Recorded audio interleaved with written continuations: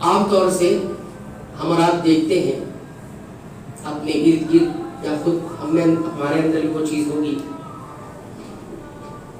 کہ رمضان المبارک کے مہینے کا جو آخری جمعہ ہوتا ہے، یعنی اس کے بعد اس مہینے کے اندر جمعہ نہیں آئے گا، تو اس آخری جمعے کے تعلق سے عوام جو ہے اسے الوداعی جمعہ کا نام دیتی ہے۔ کس کا نام دیتی ہے؟ الوداعی جمعہ یا جمعۃ الوداع یا اس طرح کے نام اس کو رکھا جاتا ہے۔ اور کیا کرتے ہیں لوگ؟ اس جمعہ کو خصوصی طور پر اس کے لیے تیاری کرتے ہیں، اور جمعہ کے لیے اتنی تیاری نہیں جتنی اس جمعہ کے لیے تیاری ہوتی ہے، یعنی اس جمعہ کو اس انداز کا بنا دیا جاتا ہے جیسے کہ عید کا دن ہو، خوب زور و شور سے تیاریاں ہوتی ہیں۔ اس کے لیے بعض آپ کا ہم نے دیکھا ہے کہ اس کے لیے کپڑے بھی سلائے جاتے ہیں، باقاعدہ اگر عید کے لیے کپڑے سلائے جا رہے ہیں تو باقاعدہ اس نام سے بھی کپڑے سلائے جاتے ہیں کہ یہ ودا والا کپڑا ہے، یہ جمعۃ الوداعی جمعہ کے دن پہنیں گے، خاص طور پر یہ عام ہے بالکل۔ تو اس حوالے سے یہ بات یاد رکھیں، کیا یہ جو ہم تیاریاں کرتے ہیں یا یہ جو نام دیتے ہیں خاص طور پر، کیا شریعت میں، شریعت اسلامیہ میں، قرآن حکیم میں، محمد الرسول اللہ صلی اللہ علیہ وسلم کے فرامین میں، یا آپ صلی اللہ علیہ وسلم کے تربیت یافتہ صحابہ کرام کی زندگی میں، ان کے بعد والے تابعین کی زندگی میں، ان کے بعد والے تبع تابعین کی زندگی میں یہ چیز تھی؟ کیا وہ رمضان المبارک کے آخری جو جمعہ ہوتا تھا اس کو یہ نام دیتے تھے؟ نام دینے کے بعد کیا اس کے لیے خصوصی تیاریاں ہوتی تھی؟ اگر وہاں ہے تو ٹھیک ہے، بڑی اچھی بات ہے، لیکن وہاں نہیں ہے تو یہ چیز جو ہماری جو رائج ہے اور ہم جو عبادتوں کے نام پر کر رہے ہیں، خصوصیت کے ساتھ کر رہے ہیں اور اس کو ایک اچھا کام سمجھ رہے ہیں، تو پھر یہ چیز کس میں چلی جائے گی؟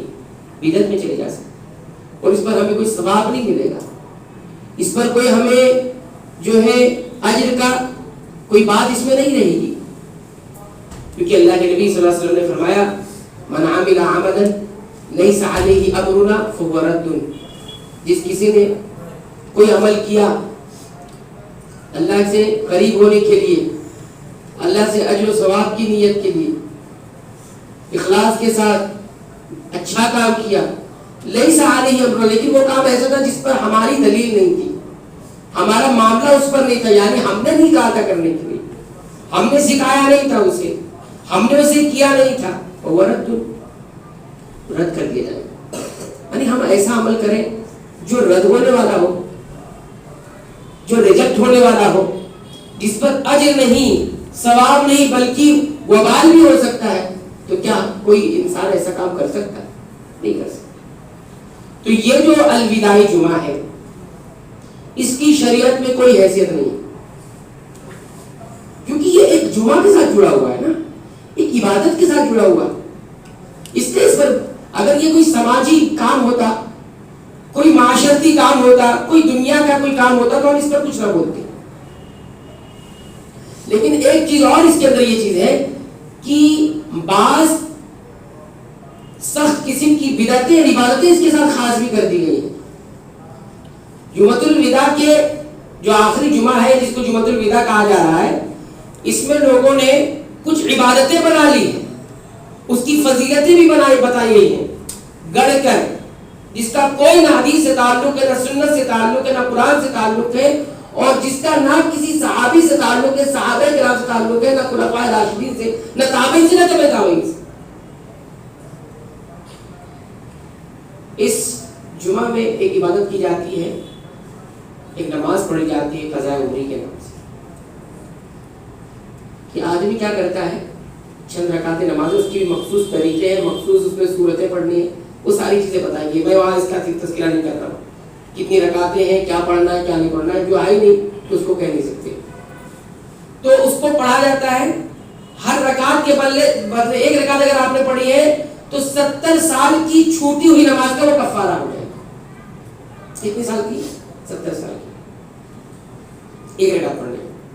2 رکعت پڑھی تو 140 سال. اگر 4 رکعت پڑھ لی تو آپ اس کو اور آگے ملٹیپلائی کر دیجیے. کیا کہتے ہیں ملٹیپلائی کرو. تو بہرحال یہ ہے، یہ فضیلت بتائی. انسان توبہ نہ کرے، استغفار نہ کرے اور یہ کرے. اور یہ عام ہے، لوگ دھڑلے کے ساتھ نماز چھوڑتے ہیں، جان بوجھ کر نماز چھوڑتے ہیں. آپ کو معلوم ہے جان بوجھ کر نماز چھوڑنا، اہل علم نے کفر کا فتویٰ لگایا ہے کہ جو انسان جان بوجھ کر 5 وقتہ نمازیں چھوڑتا ہے بغیر کسی شرعی عذر کے، اگر اس کا ایمان یہ ہے کہ ہاں یہ فرض ہے، مجھ پر واجب ہے، ضروری ہے، میں چھوڑ رہا ہوں، تب تو گنہگار ہے. لیکن اگر اس کا یہ اس کا ایمان ہے، یہ عقیدہ ہے کہ کوئی ضروری چیز نہیں ہے، چھوڑ دیا تو کوئی مسئلہ نہیں ہے، تب تو وہ کافر ہو جاتا ہے. وہ دار اسلام میں نہیں رہ جاتا. وہ کتنا لاکھ دعویٰ کرے میں دار اسلام میں ہوں، اللہ پر ایمان رکھتا ہوں، رسول اللہ پر ایمان رکھتا ہوں، سارے ارکان کو پورا کرے، لیکن صرف نماز کی فرضیت اس کو ترک کرتا ہے، چھوڑ دیتا ہے جان بوجھ کر، فقط کفر. تو یہ کبیرہ گناہوں میں سے، اور یہ اللہ کے حقوق سے اس کا تعلق ہے. اس کو کیسے یہ لگا دیا لوگوں نے کہ اس کو پڑھا جائے نماز اور یہ کفارہ بن جائے. بلکہ جو چھوٹی ہوئی نمازیں ہوتی ہیں، تو چھوٹی ہوئی نمازوں کا کیا ہے حکم؟ جو قضا ہو جاتی ہے، ادا نہیں ہوتی، اس کے بارے میں نبی کریم صلی اللہ علیہ وسلم جب یاد آئے شرعی عذر کی بنا پر اگر چھوڑتا ہے، سفر کی وجہ سے یا کسی بیماری کی وجہ سے یا کوئی اور وجہ ہو گئی ہے جس وجہ سے اس کی چھوٹ گئی نماز. چھوٹ جانا الگ چیز ہے اور چھوڑ دینا الگ چیز ہے. چھوٹ جانا ہی کسی عذر کی بنا پر ہوتا ہے، کسی مجبوری کی وجہ سے ہوتا ہے. لیکن یہاں نماز انسان کئی سالوں سے ترک کیا ہوا ہے، چھوڑ دیا ہے، جان بوجھ کر چھوڑ رہا ہے، نماز نہیں پڑھ رہا ہے، اور اس کا کفارہ کیا ادا کر رہا ہے؟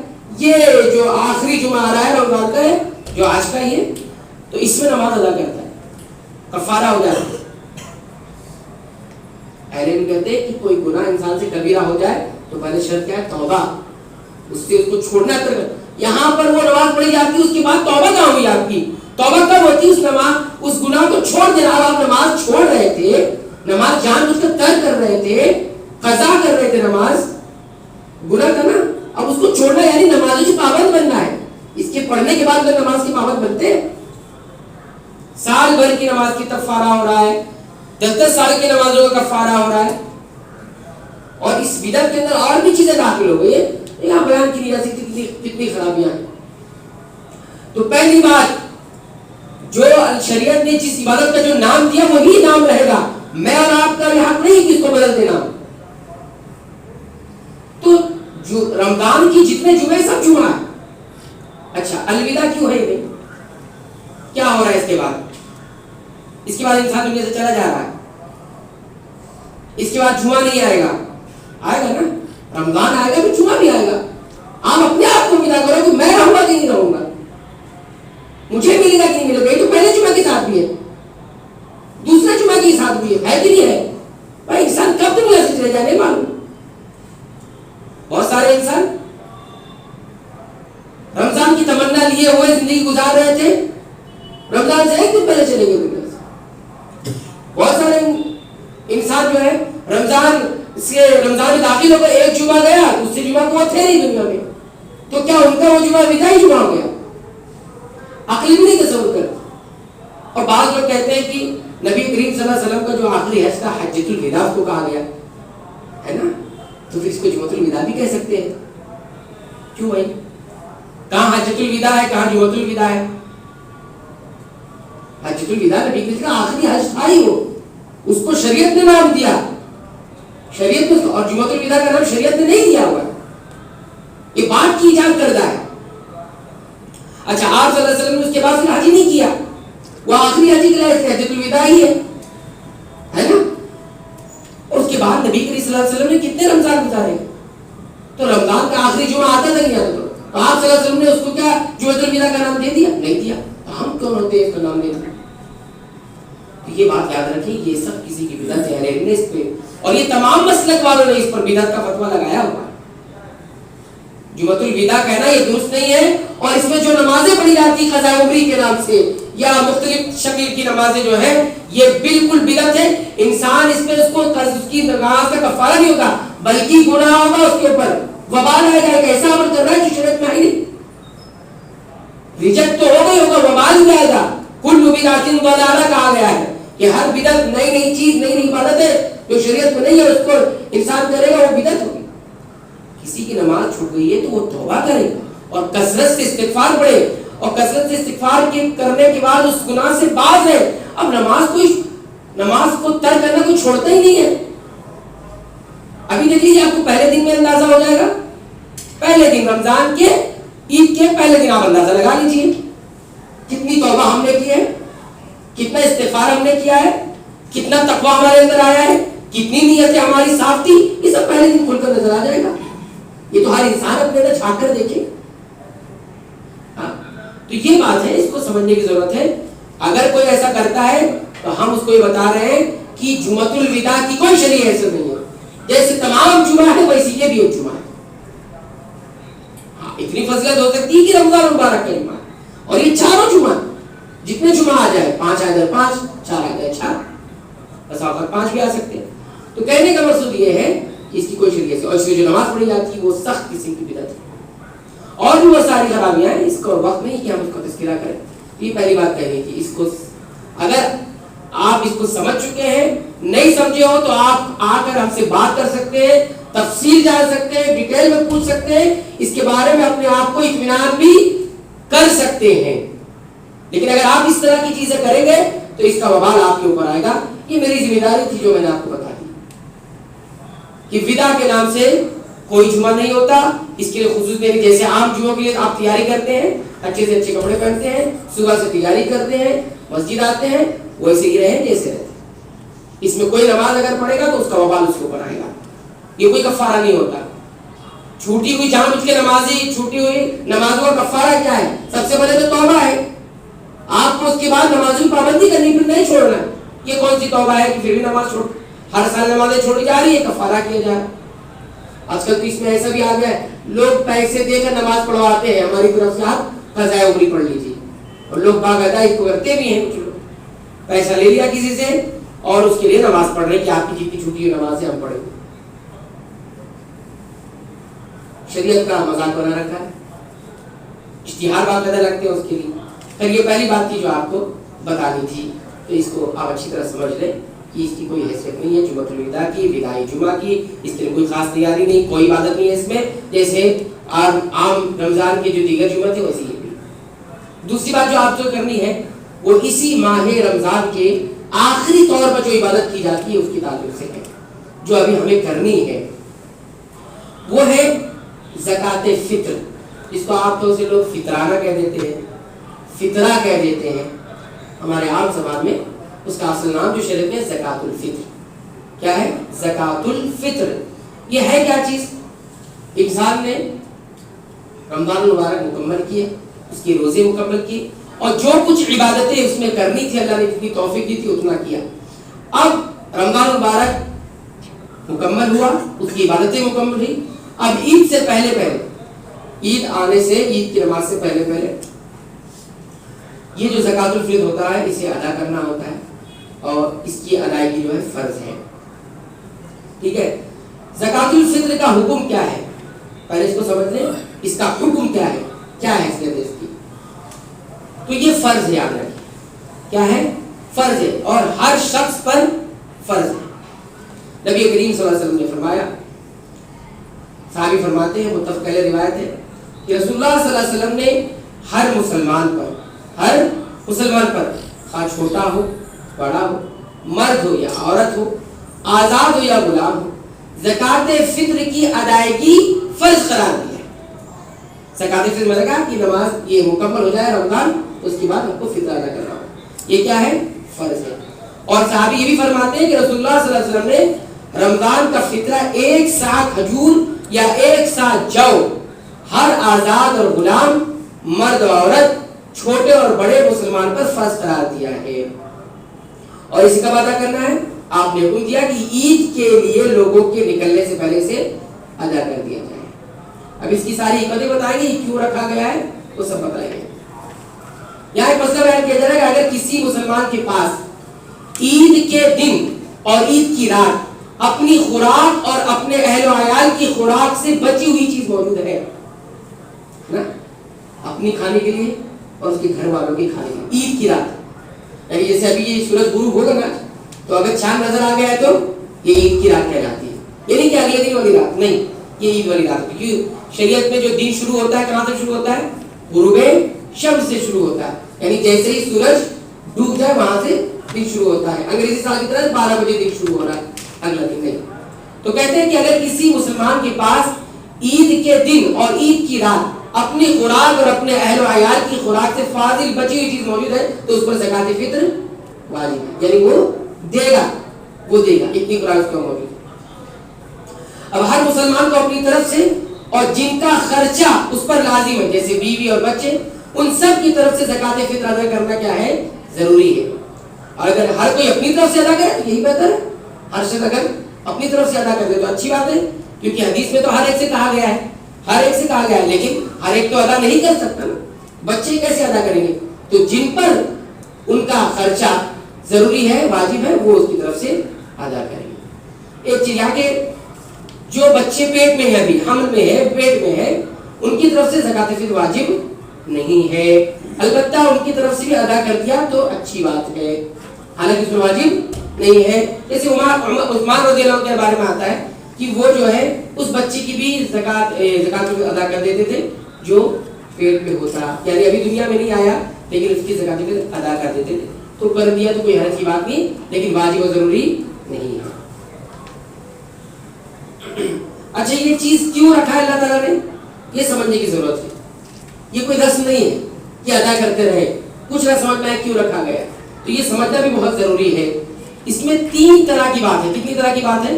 3 طرح کی حکمتیں اس کے اندر ہے. ایک تو دینی حکمت بھی ہے اس میں، اور اسی طرح اخلاقی حکمت بھی ہے، اور اجتماعی حکمت بھی ہے. اس کے کچھ فوائد اجتماعی طور پر آتے ہیں، کچھ دینی طور پر ملتے ہیں، اور کچھ اخلاقی طور پر ملتے ہیں. ٹھیک ہے، ایک طرف سے میں آپ کو سامنے رکھتا ہوں. پہلی چیز زکات فطر کیوں رکھی گئی ہے؟ اس کی ادائیگی میں سب سے پہلی چیز یہ ہے کہ اللہ کی نعمت کے شکریہ کا اظہار ہے. کیا نعمت اللہ نے ہمیں دی؟ ہمیں اللہ تعالیٰ نے رمضان مبارک دیا. یہ بہت بڑی نعمت ہے کہ رمضان مبارک کا مہینہ ہمیں ملا، اور ملنے کے بعد کی بڑی نعمت کیا ہے؟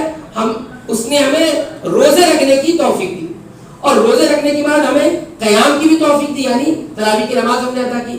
پھر جتنا ہو سکا ہم نے تلاوت کی، جتنا ہو سکا ہم نے جو ہے سخاوت کی، یعنی دیا، یعنی افطاری وغیرہ کروائی. یہ ساری چیزیں جو اللہ نے دی، یہ ساری چیزیں کیا تھی؟ یہ اللہ کی نعمت تھی. تو اس کی نعمت کا اظہار کیسے ہوگا شکریہ کا؟ تو اظہار اسی طرح ہوتا ہے زکات الفطر ادا کریں. ٹھیک ہے، فطرہ ادا کریں. ٹھیک ہے، ایک تو حکمت یہ ہوگی. دوسری حکمت یہ بتاتے ہیں کہ زکات فطر کی ادائیگی سے کیا ہوتا ہے کہ روزے کی حالت میں بہت ساری غلطیاں ہوتی ہیں، نہیں ہوتی ہیں؟ ہوتی نا، کچھ کوتاہیاں ہو جاتی ہیں، کچھ کمیاں رہ جاتی ہیں، کچھ خامیاں رہ جاتی ہیں، کچھ گناہ بھی ہو جاتے ہیں. انسان کو زبان کی حفاظت کرنا تھا، نہیں کیا، اور آنکھوں کی حفاظت کرنا تھا، نہیں کیا. یہ سارے جو گناہ ہو جا رہے ہیں، ہم سے کمیاں ہو جا رہی ہیں، یہ اس سے پاک ہو جاتے ہیں. کتنی بڑی بات ہے، کتنی بہترین بات ہے.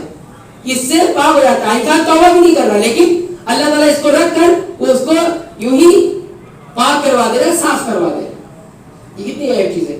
یہ بھی ایک دوسری حکمت فطرہ، اس لیے بھی ادا کر. تیسری چیز جو ہے اس کی حکمت یہ بھی ہے، یا ضروری چیز ہے کہ مقصد میں بتایا گیا ہے کہ اس سے کیا ہوتا ہے، جو فقراء اور مساکین ہے، جو غریب ہے، فقیر ہے، مسکین ہے، ان کے ساتھ بہتر سے بہتر سلوک اسی سے ہوتا ہے. بہتر سے بہتر سلوک، کیونکہ آپ یہ خود دے رہے ہیں، یہ آپ خود دے رہے ہیں، ہے نا. یہ تو اس سے بہتر سلوک اس سے وہ مانگنے نہیں جاتا، بلکہ خود سے اسے مل جاتا ہے، اور یہ اپنا حق سمجھ کے وہ لے لیتا ہے. کتنی بڑی بات ہے. آپ کا بھی اخلاق بلند ہوا، اور جس کو ملتا ہے اس کا بھی اخلاق بلند ہو رہا ہے. یعنی مانگنے کے آنے سے وہ اپنے آپ کو بے نیاز سمجھتے ہیں، میرا حق ہے، میرے پاس نہیں ہے تو مجھے مل رہا ہے، یہ شریعت نے رکھا ہے. اسی طرح اس سے ایک چیز یہ ہوتی ہے، انسان کے اخلاق کے اندر سخاوت اور فیاضی کا جذبہ پیدا ہوتا ہے. یا جب میں دیتا ہوں، میرے پاس ہے، تو وہ سخاوت کی طرف. اگر کوئی آدمی بخیل ہے، خرچ کرنے کا جذبہ نہیں ہے، تو اس سے اس کے اندر جذبہ پیدا ہوتا ہے، عام دنوں کے اندر بھی پیدا ہو جائے گا. تیسری چیز اس کے اخلاق میں یہ چیز آ جاتی ہے کہ اس کے اندر ہمدردی اور غمخواری پیدا ہوتی ہے نا. ایک نیک عمل جب کرتا ہے تو اس کے روحانی اثرات دل پر پڑتے ہیں. انسان کبھی کسی کا ہمدرد نہیں بنا، کبھی کسی کا غمخوار نہیں بنا، لیکن یہ زکات الفطر ادا کرتا ہے تو اس کے اندر غمخواری کا جذبہ پیدا ہوتا ہے اور ہمدردی کا جذبہ پیدا ہوتا ہے۔ اسی طرح آپ دیکھیں گے زکات فطر یعنی فطرے کو ادا کرنے کی وجہ سے یہ بھی ہوتی ہے کہ عید کا جو خوشی کا موقع ہے اور جو بہت اہم موقع ہے، اس پر غریبوں، محتاجوں اور اس طرح ضرورت مندوں کو بھیک مانگنے کی ذلت سے بچا لیا جاتا ہے۔ بھیک مانگنے جو پیشہ ور ہے اس کو تو چھوڑ دیجیے، ان کی ہم بات نہیں کر رہے، جو خوددار ہیں، جو سفید پوش ہیں، جو مانگنا گوارا نہیں کرتے، اللہ نے ان کے لیے کس طرح سے یہ چیز رکھی ہے کہ وہ ان تمام چیزوں سے ذلت سے مانگنا کتنی بڑی ذلت ہے، اور مانگنا بسا اوقات یہ حرام بھی ہے۔ اگر انسان کام کرنے پر طاقت استطاعت رکھتا ہے پھر بھی بھیک مانگتا ہے تو اس صورت میں وہ حرام کاری کرتا ہے، اس کی بہت سخت وعید ہے۔ مانگنے والا قیامت کے دن کیسے آئے گا کہ اس کے چہرے پر بوجھ نہیں ہوگا، کیونکہ اس نے اپنے چہرے کو ذلیل کیا لوگوں کے سامنے، اور اللہ نے اسے عزت بخشی تھی، اس کو طاقت قوت دی تھی، اور تو اس کو کام کرنا چاہیے، محنت کرنا چاہیے، اپنے ہنر کو آزما کر ہاں پیسے کمانا چاہیے، رزق حاصل کرنا چاہیے، لیکن اس نے ادھر برباد کیا تو اللہ اس کو وہاں ذلیل رسوا کرے کہ چہرے پر بوجھ نہیں ہوگا۔ دنیا والے یہ دیکھیں گے، ساری تو مخلوق دیکھیں گے کہ یہ وہ شخص ہے جو بھیک مانگتا تھا۔ یہ بھی ایک تربیت کا پہلو ہے، اس سے عید کی خوشی میں وہ لوگ بھی شامل ہو جائیں گے جو سفید پوش ہے، خوددار ہے، اور ان کو یہ زکات فطر جب ملتا ہے تو یہ اس لیے نہیں کہ اللہ نے ان کے لیے رکھا ہوا ہے، وہ اللہ کی طرف سے وہ بھیک مانگ کر نہیں لے رہے، تو اس طرح سے یہ چیز ہے۔ اللہ کے نبی صلی اللہ علیہ وسلم نے فرمایا کہ زکات فطر جو ہے، یہ فطرہ جو ہے، یہ روزے دار کی لغو یعنی بیہودہ اور گندی باتوں سے پاکی کے لیے اور مسکینوں کی خوراک کے لیے مقرر فرمایا۔ تو ایک خوراک یہ دوسرے انسان سے تعلق رکھتا ہے، اور خود روزے دار کا تعلق کیا ہے اس کا کہ جو کچھ غلطیاں اس کی روزے میں ہوئی ہیں وہ اس سے پاک ہو جاتی ہے۔ اسے نماز سے پہلے ادا کیا جائے گا، اور نماز کے بعد یعنی صلاۃ عید کے بعد اگر ادا کیا جاتا تو پھر یہ زکات فطر نہیں ہوگا، یہ عام صدقہ کہلاتا ہے۔ اور دوسرا مسئلہ اس میں یہ آتا ہے کہ زکات فطر میں کون سی چیز نکالنی ہے، فطرہ جب ہم ادا کر رہے ہیں تو کون سی چیز نکالنی ہے؟ تو اس میں جو چیز نکالنی ہے وہ ایسی چیز ہونی چاہیے جو انسانوں کی خوراک بنتی ہو، کھانے پینے والی چیز جو انسان روز مرہ کی چیز میں استعمال کرتا ہے، خوراک بناتا ہے، جیسے گیہوں ہو گیا، جو ہو گیا، کھجور ہو گیا، کشمش ہو گئے، پنیر ہو گئے، چاول ہو گئے، مکئی ہو گئی، یا اس طرح کی اور دیگر چیزیں جو یہ کہیں ہو سکتا ہے یہ چیز راج نہ ہو، خوراک کے طور پر کوئی اور چیز استعمال ہوتی ہو، تو وہ چیزیں جو خوراک کے طور پر استعمال ہوتی ہے، غذا کے طور پر استعمال ہوتی ہے، وہ نکالی جائے گی، وہ دی جائے گی، ٹھیک ہے۔ ابو سعید الخدری رضی اللہ عنہ کہتے ہیں کہ ہم نبی کریم صلی اللہ علیہ وسلم کے زمانے میں ایک سا غلہ، ایک سا ایک پیمانہ ہے، غلہ یعنی کھانا صدقہ فطر نکالا کرتے تھے، یہی فطرہ نکالا کرتے تھے، اور ان دونوں ہمارا غلہ یعنی کھانا کیا ہوتا تھا؟ جو، کشمش، پنیر اور کھجور تھا، یہ عام طور سے ہم غذا کے لیے استعمال کرتے تھے، ٹھیک ہے۔ معلوم ہوا کہ اس کے علاوہ کوئی اور چیز آپ نہیں نکال سکتے، جیسے بعض لوگ جانوروں کا چارہ فطرے میں نکال لیتے، جانوروں کا چارہ، بھائی یہ چوپایوں کی خوراک ہے، یہ انسانوں کی خوراک تو نہیں ہے۔ اس طرح بعض لوگ کیا کرتے ہیں، یا ہوتا ہے ایسا کہ خوراک کی جگہ کپڑے نکال رہے ہیں، یا پھر اس طرح برتن وغیرہ ساز و سامان نکالو، تو یہ ساری چیزیں زکات الفطر میں نہیں نکالی جا سکتی۔ نبی کریم صلی اللہ علیہ وسلم نے جب غلہ متعین کیا ہے تو ہم غلہ ہی نکالیں گے، اس حد سے ہم تجاوز اور آگے نہیں بڑھیں گے، اسی میں ہمارے لیے خیر و بھلائی ہے۔ اب ایک مسئلہ یہ آتا ہے کہ غلہ کی قیمت نکال دیں، چلو بھائی غلہ نہیں نکال رہے اس کی قیمت نکال دیں، تو صحیح بات یہ ہے کہ غلے کی قیمت بھی نہیں نکالی جائے گی۔ غلے کی قیمت یعنی جو خوراک ہے ہم وہ نہیں دے رہے، اس کا جتنا پیسہ بنتا ہے وہ دے دیں گے۔ یہ کئی ایک اعتبار سے غلط ہے، درست نہیں ہے۔ کیوں؟ بعض علم نے اس کی اجازت دی، لیکن یہ صحیح بات یہ ہے کہ یہ بھی درست نہیں ہے۔ سب سے پہلی چیز تو یہ درست اس لیے نہیں کہ رسول اللہ صلی اللہ علیہ وسلم کی حکم کی خلاف ورزی ہو رہی ہے، کیونکہ آپ نے کیا کہا، ایک سا غلہ ہونا چاہیے، اور آپ کیا نکال رہے ہیں؟ قیمت نکال رہے ہیں۔ آپ صلی اللہ علیہ وسلم کا فرمان ہے کہ جو کوئی چیز عجیب نئی چیز دین میں نکالے گا تو پھر اس کا رد کر دیا جائے گا، وہ قبول ہی نہیں ہوگا۔ دوسری چیز قیمت نکالنا، یہ صحابہ کے عمل کی بھی خلاف ہے، صحابہ کرام نے قیمت نہیں نکالی، صحابہ کرام نے قیمت نہیں نکالی۔ تیسری چیز یہ ہے کہ صدقہ فطر جو ہے مختلف اناجوں میں نکالی بتائی گئی ہے، ٹھیک ہے، اور جس کی قیمت الگ الگ ہے نا۔ اگر قیمت معیار ہوتی، بعض لوگوں نے قیمت اس لیے کہی ہے کیونکہ اصل چیز قیمت ہے، قیمت نکالنا ہے تو غلے تھے تو غلے بتایا گیا، ورنہ اصل قیمت ہے، تو قیمت ہے تو آپ دیکھیں گے ہر اناج کی قیمت ایک جیسی ہے؟ ہر غذا غلے کی قیمت ایک جیسی ہے؟ نہیں ہے نا. اب قیمت نکالیں گے تو کس کو معیار بنائیں گے؟ آپ کون سی چاول کو بنا رہے ہیں, گیہوں کو بنا رہے ہیں, جو کو بنا رہے ہیں, کس کی قیمت کا معیار بنائیں گے آپ؟ اگر قیمت ہی اصل ہوتی تو اللہ کے رسول ایک معیار طے کرتے نا. جیسے اس دور میں سونے اور چاندی کا ایک معیار تھا, وہ کرنسی کے طور پر بھی یوز ہو جاتی تھی, تو اس کو معیار بھی بنایا گیا ہے سونے اور چاندی کو, جیسے زکات کے طور پہ. لیکن اس میں یہ جو غلہ ہے یہ غلہ ہی نکالا جائے گا, اس کی قیمت نہیں نکالی جائے گی. اور قیمت نکالنے سے خطرہ کیا ہے کہ اس کی حقیقت ختم ہو جاتی ہے فطرے کی. کیسے ختم ہو جاتی ہے؟ کیونکہ فطرہ صرف ایک عبادت نہیں ہے, یہ ایک ظاہری شعار ہے, پہچان ہے اسلام کی.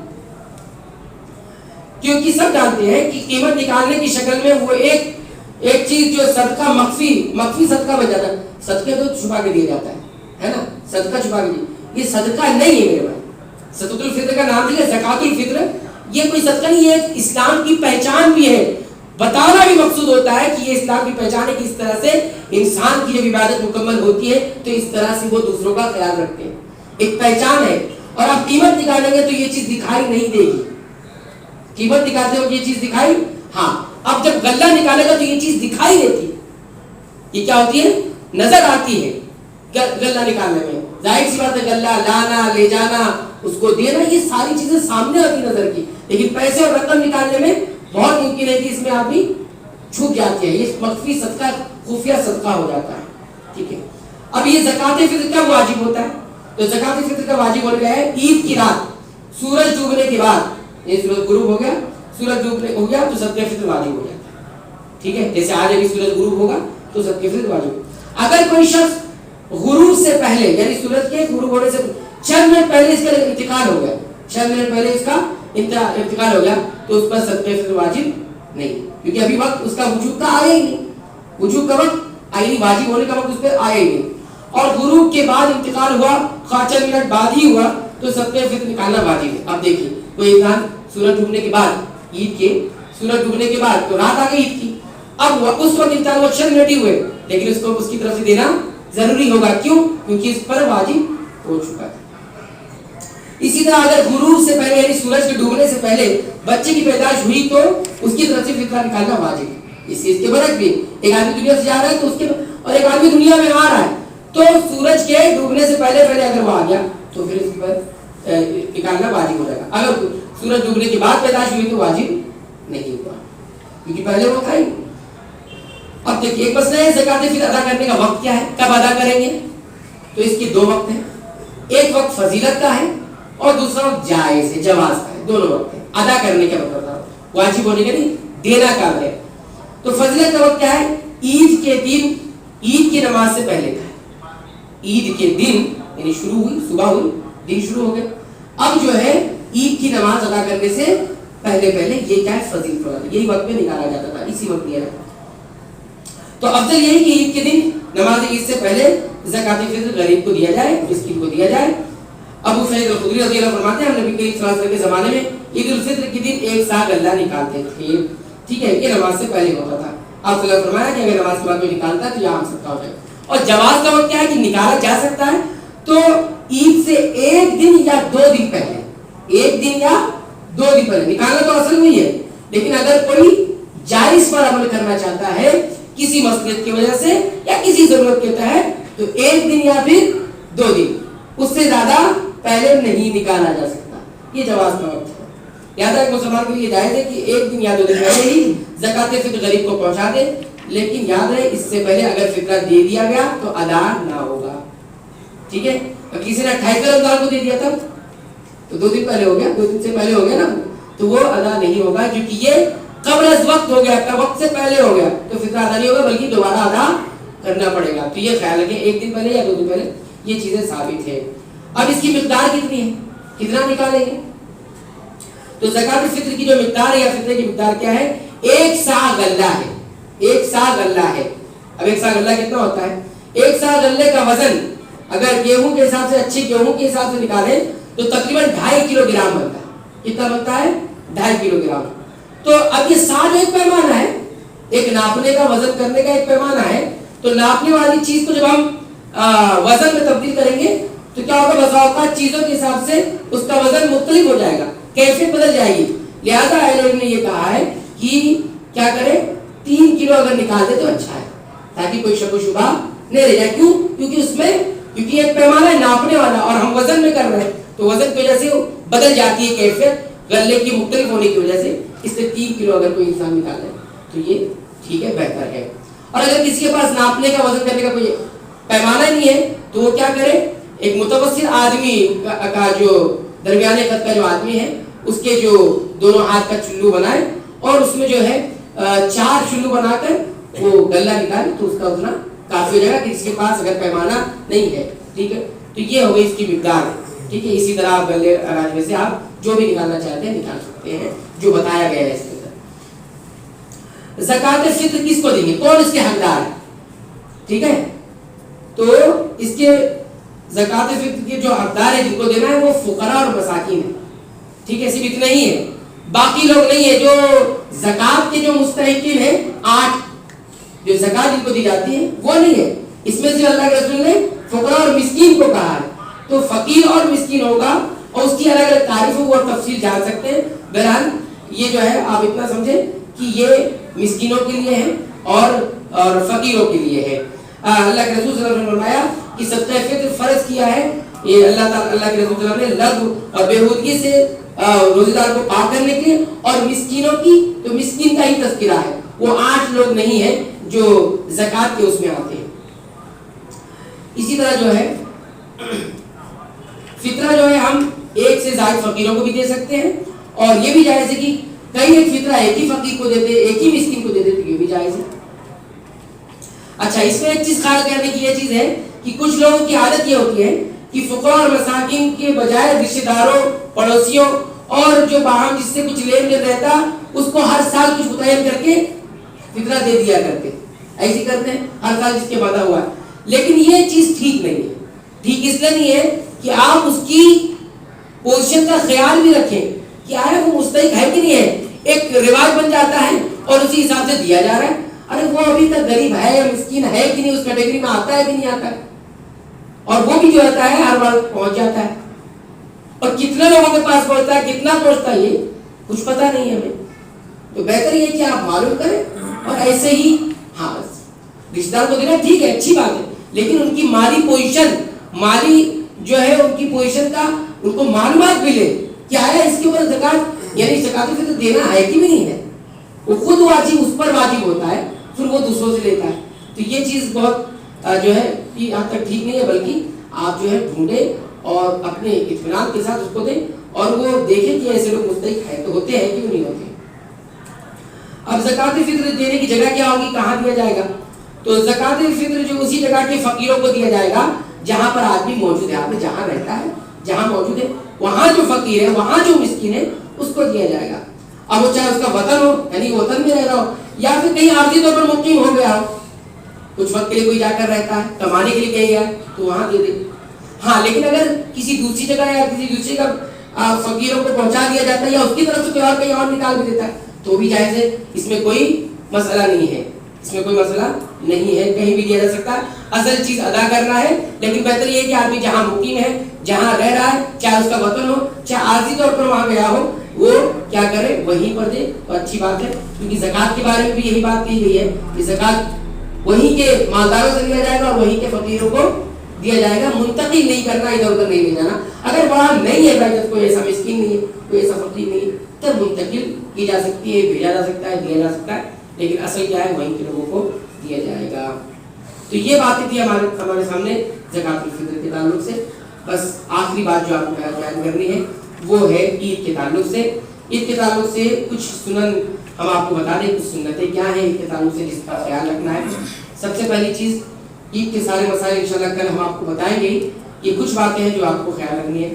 پہلی بات یہ ہے کہ جو عام طور سے ہم سب کرتے بھی ہیں, کسی کی یاد دہانی ہے کہ نماز عید کے لیے جب آنا ہے تو آنے سے پہلے نہا دھو کر غسل کر کے آئیں.